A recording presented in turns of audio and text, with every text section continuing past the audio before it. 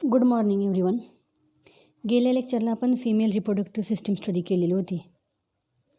त्याच्यामध्ये आपण जे पार्ट बघितले होते, a pair of ovaries, a pair of oviduct, uterus, vagina, external genitalia, a pair of vestibular gland and a pair of memory gland. हे part आपण बघितले. त्यातले आपण जे मेन बघितलं ते होते ओव्हरी, ओव्हिडक्ट, युटेरस आणि vagina with the external genitalia. See the diagram. There are a pair of ovary, which is almond shaped structure present left and right side of the uterus. Okay, there is a presence of two fallopian tube, or it is also called the uterine tube or oviduct. That fallopian tube is divided into the some structure that are the infundibulum, ampulla and isthmus. Okay, after that the uterus having the three part, fundus, body and cervix, and after that the vagina. हे चार आपण external structure of the female reproductive system बघितलं होतं. काय काय त्याच्या सिस्टीममध्ये दिसणार आहे आपल्या लक्षात आलेलं होतं. ओके, आता हे सगळं बघितल्यानंतर त्यातला मेन जो पार्ट होता ओव्हरी. ओव्हरीचा जो पार्ट आहे, ओव्हरीचं फक्त आपण स्ट्रक्चर बघताना इंटरनल स्ट्रक्चर त्यातलं बघितलेलं नव्हतं. फक्त आउटर स्ट्रक्चर बघितलं होतं की ज्याच्यामध्ये एवढं आपल्याला माहीत होतं की it having the 3 centimetre length, 1.5 centimetre breadth and 1 centimetre in thickness. It is having the position by the ligament which are joint between the uterus and the oviduct. Oviduct आणि युटेरसच्या मध्ये ही ओव्हरी जोडलेली असते. इथंपर्यंत आपलं झालेलं होतं. आता जे आपल्याला बघायचं आहे ओव्हरीचं structure of ovary. Okay, this is the structure of ovary. ओव्हरीचा टीएच याच्यामध्ये ॲक्च्युअल दाखवलेला आहे. आता ओव्हरी जी आहे इंटरनली जर स्ट्रक्चर बघितलं तर त्याच्यामध्ये 2 पार्ट दिसून येतात. तर एक आहे मेडुला आणि दुसरं आहे कॉर्टेक्स. तर कॉर्टेक्स आणि मेडुला हे 2 पार्ट त्याच्यामध्ये असतात. तर कॉर्टेक्स म्हणजे काय आणि मेडुला म्हणजे काय? तर हे जे स्ट्रक्चर आहे, कॉर्टेक्स म्हणजे आउटर पार्ट, बाहेरचं जे लाइनिंग आहे त्याला म्हटलं जातं कॉर्टेक्स, आणि आतलं जे मिडल जे काही स्ट्रक्चर दिसतं ते आहे मेडुला. ओके, आता या ओव्हरीमध्ये टोटल जे काही कॉर्टेक्स आणि मेडुला आहे, तर कॉर्टेक्स कशाने बनलेला आहे? It is from the germinal epithelium. Cortex, it is a structure which is form of germinal epithelium. Germinal इपिथेलियमने बनलेलं हे कॉर्टेक्सचं स्ट्रक्चर असतं. तर मेडुला किंवा त्याला स्ट्रोमा जे म्हणतो आपण, ते कशाने बनलेलं आहे?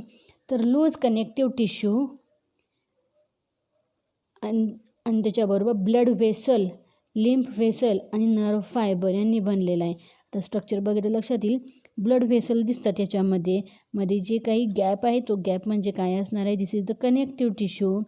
ओके, लिम्फ व्हेसल असणार आहेत, ब्लड व्हेसल असणार आहेत. ह्या सगळ्यांनी हे मेडुला बनलेलं असतं. ओके, आता आउटर जो कॉर्टेक्स आहे तो कॉर्टेक्स कॉम्पॅक्ट असतो आणि ग्रॅन्युलर असतो, की ज्याच्यामध्ये छोटे छोटे काही फॉलिकल्स असतात. See the primary follicles. Okay, हे फॉलिकल कशापासून तयार होतात? तर जर्मिनल इपिथेलियमपासून हे फॉलिकल्स तयार होत असतात. आता हे जे फॉलिकल आहे त्याला म्हटलं जातं ओव्हॅरियन फॉलिकल. काय म्हटलं जातं? Ovarian follicle. का? तर ओव्हरीपासून तयार होणारे हे फॉलिकल्स आहेत. आता हे जे फॉलिकल्स आहेत ते इमॅच्युअर असतात, आणि जेव्हा ही मॅच्युअर व्हायला सुरुवात होते त्याच्यापासून काय तयार होतात? ओव्हा तयार होत असतो. आणि जेव्हा हे ओव्हा तयार होत असतो त्या ओव्हाला आपण काय म्हणतो? ओगोनिया. प्रायमरी फॉलिकल जे आहे किंवा प्रायमॉडियल फॉलिकल जे आहे, प्रायमॉडियल फॉलिकल असणार आहे ते कशापासून तयार होतं? जर्मिनल इपिथेलियमपासून. जर्मिनल इपिथेलियमपासून प्रायमॉडियल फॉलिकल, त्याच्यापासून प्रायमरी फॉलिकल तयार होतं. त्याच्यामध्ये डेव्हलपमेंट होत जाते आणि त्याला आपण म्हटलेलं आहे डेव्हलपिंग फॉलिकल. आणि डेव्हलपिंग फॉलिकलचं कन्वर्जन कशामध्ये होतं? नंतर मॅच्युअर ग्रॅफियन फॉलिकलमध्ये होतं. आता हे ग्रॅफियन फॉलिकल म्हणजे ओव्हा नाही, तर ग्रॅफियन फॉलिकलच्या आत ओव्हा असतो. डायग्राममध्ये बघा, येलो कलरचं जे स्ट्रक्चर आहे ते आहे ॲक्च्युअल ओव्हम ज्याला आपण म्हणतो, एग म्हणतो. ओके, हे जे स्ट्रक्चर आहे ते असणार आहे एग. आपण जे आता बघतोय Graafian follicle, this is the total Graafian follicle. Okay, and this is the yellow colour is the ovum. हे स्ट्रक्चर आपल्याला फिमेल रिप्रोडक्टिव्ह सिस्टीममध्ये बघायला मिळतं. ओके, आता हे जे ओगोनिया तयार होतात किंवा जे काही स्मॉल सेल्स तयार होतात, ह्या सेलचा साईज काय होत असतो, वाढत जातो. आणि जेव्हा ते वाढतो तेव्हा त्याच्या सेलच्या भोवती काय होत असतात, काही सेल्स अटॅच होतात. एक काही लेयर तयार होतो, त्या लेयरला म्हटलं जातं ग्रॅन्युलोसा सेल्स. आणि ह्या ग्रॅन्युलोसा सेल्स कशासाठी, तर त्या सेलच्या प्रोटेक्शनसाठी, त्या एकला नरिशमेंट मिळण्यासाठी ह्या सगळ्या सेल त्या एकच्या भोवती काय झालेल्या असतात, अरेंज झालेल्या असतात. आता जर्मिनल इपिथेलियमपासून काय तयार होतं, ओगोनिया. बरोबर.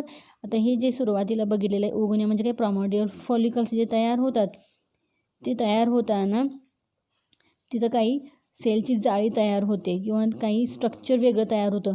जर्मिनल इपिथेलियमपासून बाजूला व्हायचं म्हटल्यावर एक ट्यूब तयार होती किंवा त्याला फ्लगर म्हटलं जातं.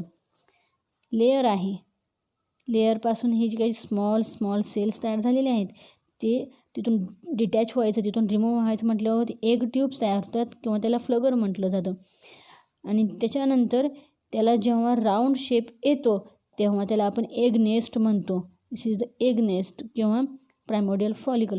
आणि नंतर त्याच्यापासूनही ह्या टाईपची सेल्स तयार होत जातात प्रायमोडियल फॉलिकल, प्रायमरी फॉलिकलच्या स्वरूपामध्ये, ज्याच्यामध्ये सेंटरला एक लार्ज न्यूक्लियस असतो. पण नंतर तो न्यूक्लियस काय होत जातो, साईडला होत जातो, एका कडेला होत जातो. त्याला म्हटलं जातं इसेंट्रिक न्यूक्लियस. पेरिफेरी रिजनला जेव्हा न्यूक्लियस येतो तेव्हा त्याला म्हटलं जातं इसेंट्रिक न्यूक्लियस. आता हे जे स्ट्रक्चर आहे प्रायमरी oocyte किंवा प्रायमरी फॉलिकल, हे तयार होताना तेव्हा त्याच्यामध्ये पहिल्यांदा मेयोसिस होतं, फर्स्ट मेयोसिस होतं.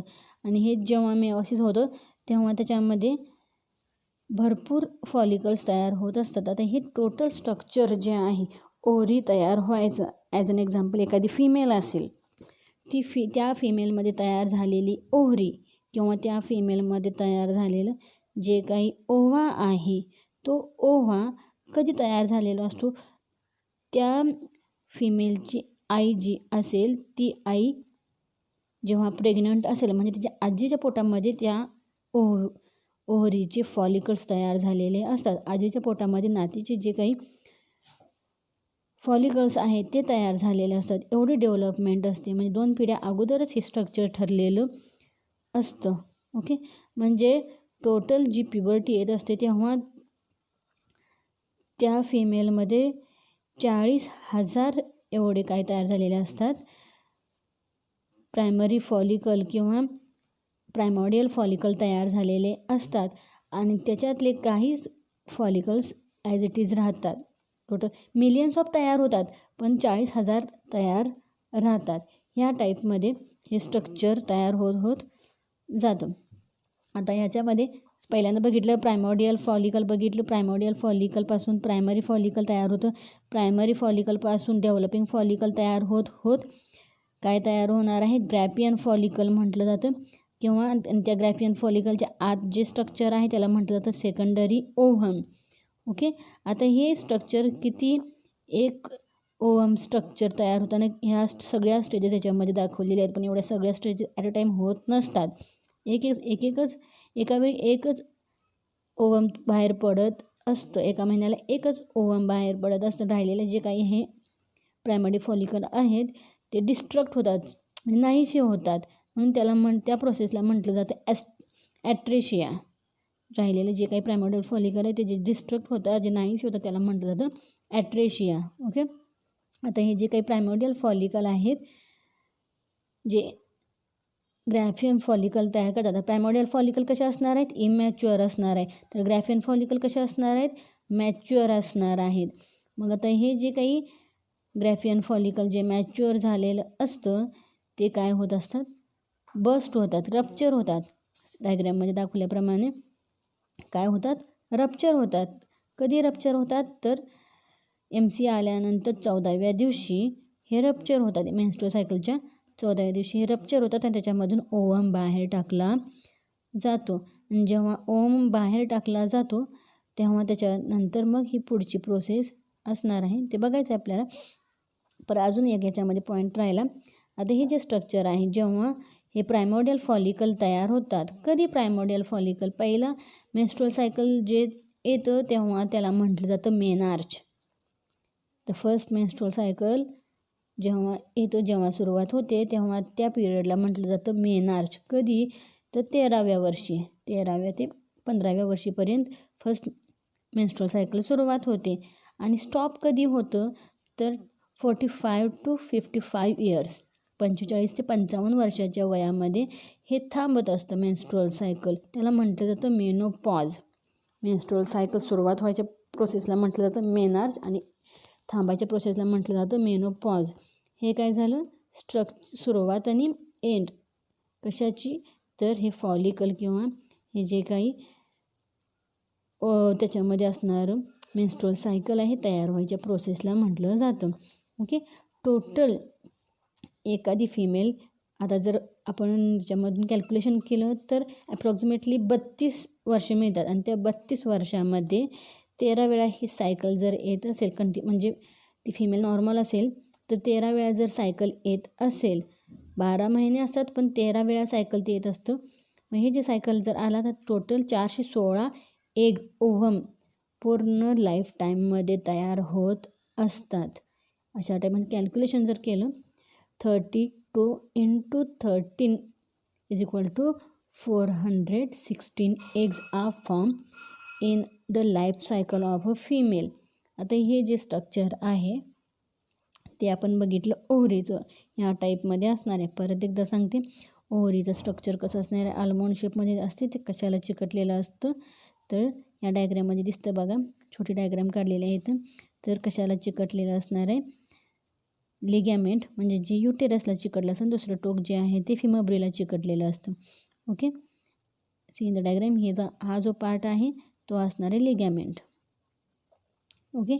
आता हे त्याच्यामध्ये 2 पार्ट आहेत, एक कॉर्टेक्स आहे, दुसरा आहे मेडुला. कॉर्टेक्स म्हणजे बाहेरचं लेअर आणि मेडुला म्हणजे मधलं जे स्ट्रक्चर दिसतं ते आहे मेडुला.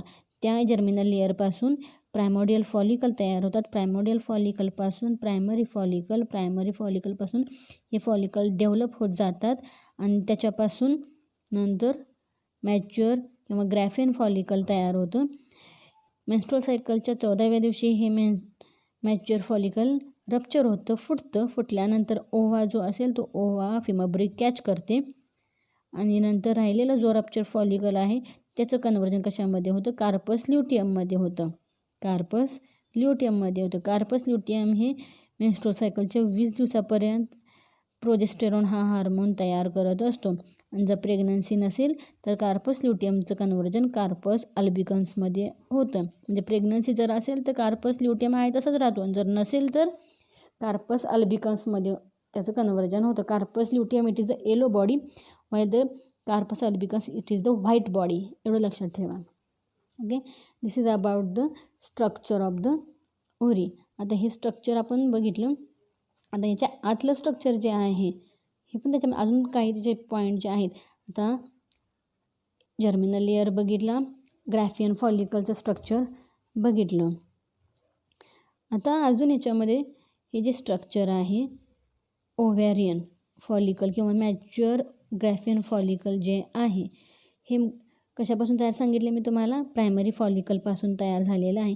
स्ट्रक्चरमध्ये बघितलं लक्षात येतं की प्रायमरी फॉलिकलपासून हे जे काही सेल्स बनलेले आहेत ते काय आहेत, ग्रुप ऑफ सेल आहे. कितीतरी मल्टीलेअर सेल त्याच्यामध्ये आहेत आणि हे जे सेल आहेत ते सेल त्या फॉलिकलच्या बाजूला काय करतात, एक स्ट्रक्चर तयार करतात. ते थिका फॉलिकलचं एक स्ट्रक्चर कवरिंग तयार करतात सेकंडरी फॉलिकलला. ओके. आणि ग्रॅफियन फॉलिकल जे तयार होतं ते Graafian follicle after the ovulation काय होतं, रप्चर होतं आणि कार्पस ल्युटियम तयार होतं. कार्पस ल्युटियमपासून नंतर कार्पस अल्बिकन्स. आता हे ग्रॅफियन फॉलिकलचं स्ट्रक्चर बघूया.